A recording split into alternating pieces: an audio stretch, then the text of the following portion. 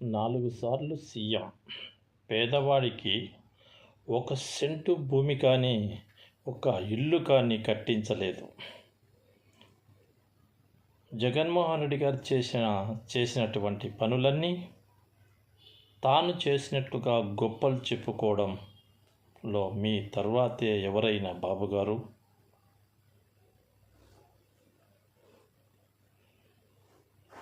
Medical కాలేజీలు 17 తీసుకొస్తే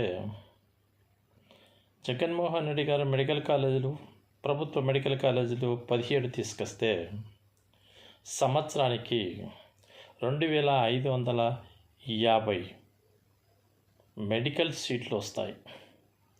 ఇప్పటికే 7 కాలేజీలు పూర్తి అయ్యాయి.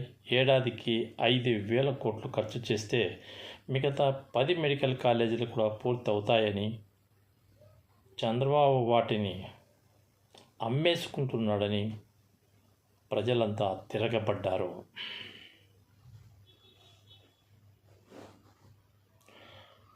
చంద్రబాబు చేస్తున్నటువంటి అతిపెద్ద దరిద్రం పని ఏదైనా ఉందంటే అది మెడికల్ కాలేజీలు ప్రైవేట్ పరం చేయడమే.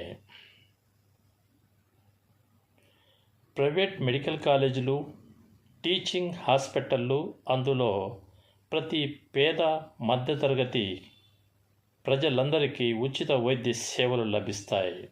ప్రభుత్వ మెడికల్ కాలేజీల వల్లే కొన్ని వేల మంది ఎంప్లాయ్మెంట్ కలుగుతుంది. కొన్ని వేల మంది నిరుపేదలకు ఎంబీబీఎస్ కళ నెరవేరుతుంది. కొన్ని లక్షల మందికి వైద్యము ఫ్రీగా అందుతుంది. ఇవన్నీ తెలిసిన చంద్రబాబు జగన్మోహన్ రెడ్డికి మంచి పేరు వస్తుందనే ఉద్దేశంతో వీటిని అడ్డుకొనడానికి, అడ్డదారిలో వీటిని ప్రైవేట్ పరం చేయడానికి ఆయన చేసే ప్రయత్నాలన్నీ నిన్నటితో విపులమయ్యాయి. ప్రజలంతా తిరగబడ్డారు.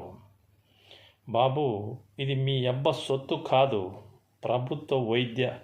ప్రభుత్వ మెడికల్ కాలేజీలు అమ్మడానికి నీవెవరు? ప్రైవేట్ పరం చేయడానికి నీవెవరు?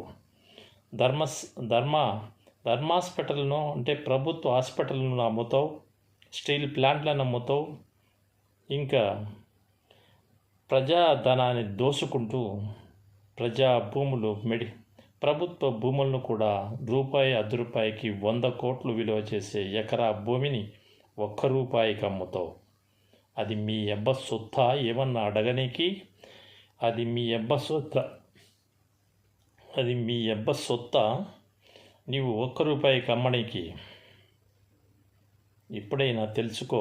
వాళ్ళ దగ్గర డబ్బులు మూటలు కమిషన్లుగా తీసుకుంటూ నువ్వు చేస్తున్న ఈ దరిద్రమైనటువంటి పనులు ఇప్పటికైనా మానుకో. లేకపోతే నీకు బుద్ధి వచ్చేట్టుగా ప్రజలు ఏం చేయాలనో చేస్తారు. నీ ప్రభుత్వం రాబోయే రోజుల్లో దరిద్ర స్థితిలో ఉంటుందని మాత్రం నేను మనవి చేసుకుంటూ విరమించుకుంటున్నాను.